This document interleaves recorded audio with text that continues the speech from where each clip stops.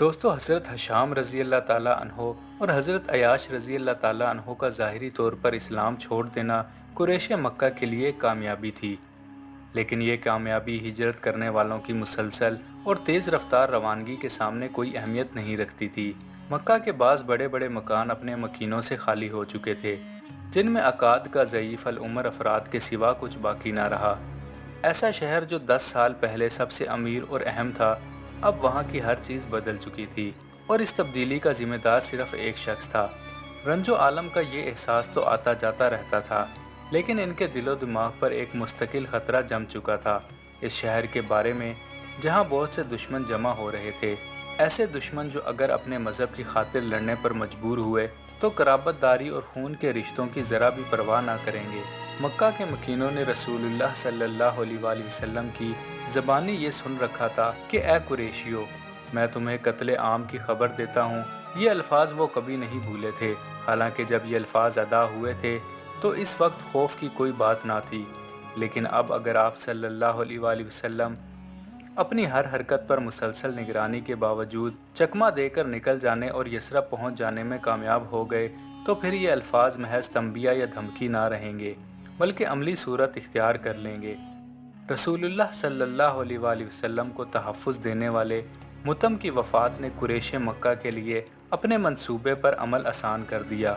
اس پر مزید آسانی ابو لہب کے اس رویے سے پیدا ہوئی جو جان بوجھ کر اس اجتماع سے غیر حاضر رہا جو قریش نے اس مسئلے کو حمایتی طور پر حل کرنے کے لیے بلایا تھا۔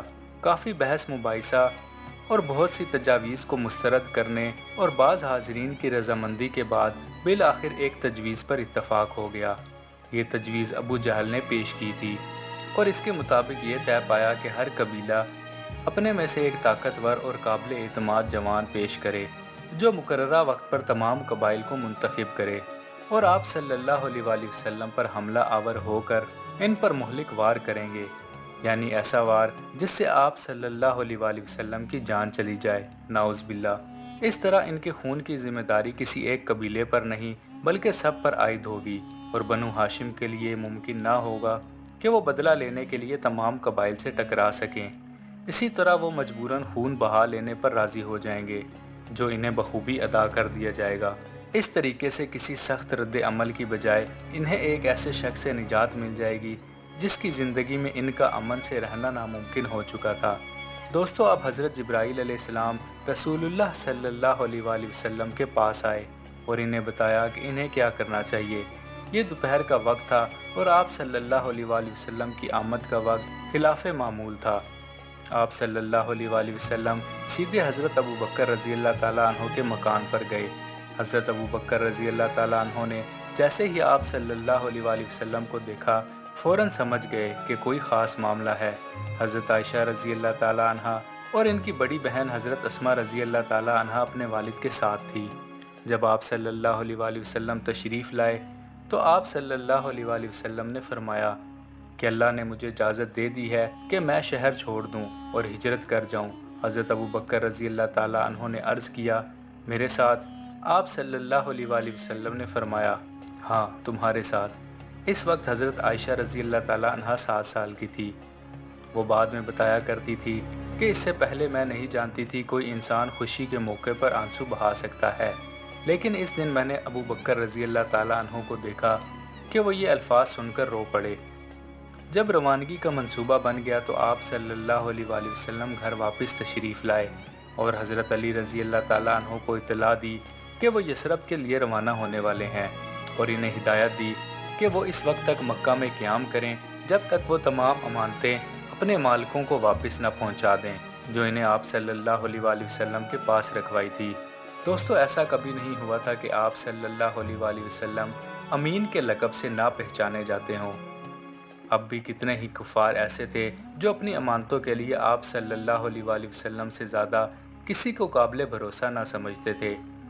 آپ نے حضرت علی کو یہ بھی بتایا کہ حضرت جبرائیل علیہ السلام نے انہیں اس منصوبے کے بارے میں خبر دے دی ہے جو قریش ان کے خلاف وہ نوجوان تیار کر چکے تھے جن کا انتخاب رسول اللہ صلی اللہ علیہ وآلہ وسلم کو قتل کرنے کے لیے کیا گیا تھا۔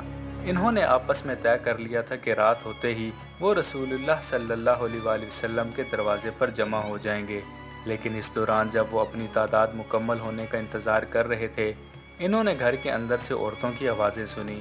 یہ آوازیں حضرت سودا رضی اللہ تعالیٰ عنہا، کلثوم رضی اللہ تعالیٰ عنہا، فاطمہ رضی اللہ تعالیٰ عنہا اور ایمن رضی اللہ تعالیٰ عنہا کی تھی۔ ان آوازوں کو سننے کے بعد وہ سوچ میں پڑ گئے۔ ان میں سے ایک شخص نے کہا کہ اگر ہم دیوار پھلانگ کر گھر میں داخل ہوئے تو عربوں میں ہمارا نام ہمیشہ کے لیے ملامت کا مستحق ہو جائے گا کہ ہم نے گھر کی خواتین کا بھی احترام نہیں کیا۔ اس پر انہوں نے طے کیا کہ اپنے مطلوبہ ہدف کے گھر سے باہر نکلنے کا انتظار کریں گے۔ وہ جانتے تھے کہ آپ صلی اللہ علیہ وآلہ وسلم اپنی عادت کے مطابق صبح سویرے گھر سے نکلیں گے۔ آپ صلی اللہ علیہ وآلہ وسلم اور حضرت علی رضی اللہ تعالیٰ عنہ کو جلد ہی باہر دشمنوں کے جمع ہونے کی خبر ہو گئی۔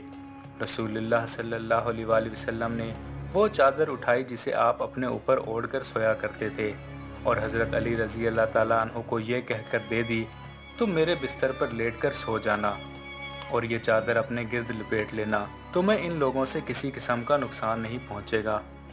اس کے بعد آپ صلی اللہ علیہ وآلہ وسلم نے اس سورت کی تلاوت شروع کی جس کا عنوان اس کے ابتدائی حرف یعنی یاسین ہے۔ جب آپ ان الفاظ پر پہنچے اور ہم نے ان کی آنکھوں پر پردہ ڈال دیا تو وہ دیکھ نہیں سکتے، تو آپ گھر سے باہر تشریف لے آئے اور اللہ نے دروازے پر کھڑے ہونے والوں کی ایسی نظر بندی کر دی کہ وہ آپ صلی اللہ علیہ وآلہ وسلم کو دیکھ ہی نہ سکیں۔ آپ صلی اللہ علیہ وآلہ وسلم ان لوگوں کے درمیان سے گزر کر نکل گئے۔ دوستو، آپ صلی اللہ علیہ وآلہ وسلم کی مخالف سمت سے ایک شخص آ رہا تھا۔ اس نے آپ صلی اللہ علیہ وآلہ وسلم کو پہچان لیا۔ کچھ فاصلہ چلنے کے بعد جب وہ رسول اللہ صلی اللہ علیہ وآلہ وسلم کے مکان سے ہٹ کر گزرا اور مکان پر لوگوں کو جمع پایا تو اس نے وہیں سے پکار کر کہا، اگر تم محمد کی تلاش میں ہو تو وہ گھر پر نہیں بلکہ کچھ ہی دیر پہلے جا چکے ہیں۔ یہ سن کر وہ سوچ میں پڑ گئے کہ سازشوں کے مکمل ہونے سے پہلے ہی ایک سازش ان کے گھر کی نگرانی کر رہا تھا۔ اس نے اپنی آنکھوں سے ان کے گھر میں داخل ہوتے ہوئے دیکھا تھا۔ اسے یقین تھا کہ اس کے بعد وہ گھر سے نکلیں گے، لیکن اس یقین کے باوجود اس راہگیر کی وجہ سے الجھن کا شکار ہو گئے۔ آخر کار ان میں سے جو آپ صلی اللہ علیہ وآلہ وسلم کی آرام کی جگہ کے بارے میں جانتا تھا، اس نے کھڑکی سے دیکھ کر اپنے طور پر اطمینان کر لیا کہ آپ صلی اللہ علیہ وآلہ وسلم کے بستر پر کوئی سو رہا ہے۔